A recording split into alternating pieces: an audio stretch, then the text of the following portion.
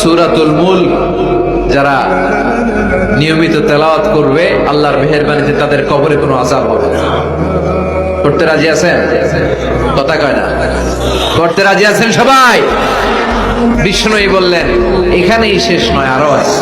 শাফাআত লি সাহিবিহা, এই সূরাটা কিয়ামতের দিন এই সূরা যে তেলাওয়াত করবে তার পক্ষে সুপারিশ করবে।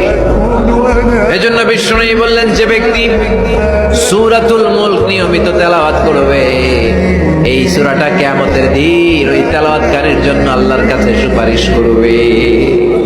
এখানেই শেষ নয়, বিষ্ণুই বললেন খাসামাত আন সাহিবিহা, এই সূরা যে তেলাওয়াত করবে তার পক্ষে আল্লাহর সাথে এই সূরাটা দাঁড়িয়ে তার পক্ষ নিয়ে আল্লাহর সাথে তর্ক করবে, ঝগড়া করবে। আল্লাহ তুমি ওরে জান্নাত দিবা না কেন, ওরে মাফ করবা না কেন, তুমি না গফুর, তুমি না গফফার, তুমি না রহিম, তুমি না রহমান, তুমি মাফ করে দাও।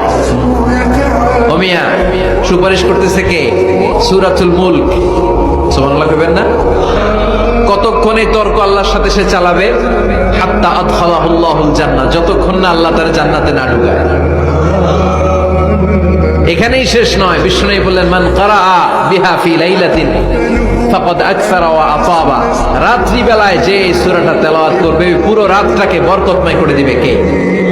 এজন্য বিশ্বনবী বলেন আমি চাই আমার সব উম্মত এই সূরাটা মুখস্থ করে নেক। আমার চাই আমার ছোট বড় আবাল বৃদ্ধ বনিতা সব উম্মতের হৃদয়ের মধ্যে এই সূরাটা গাঁথা থাকে, মুখস্থ থাকে, হিফজ করা থাকে। আমরা বিশ্বনবীর উম্মত না? কথা কর। নবীর এই আশাটা আমাদের পালন করার দরকার আছে না নাই?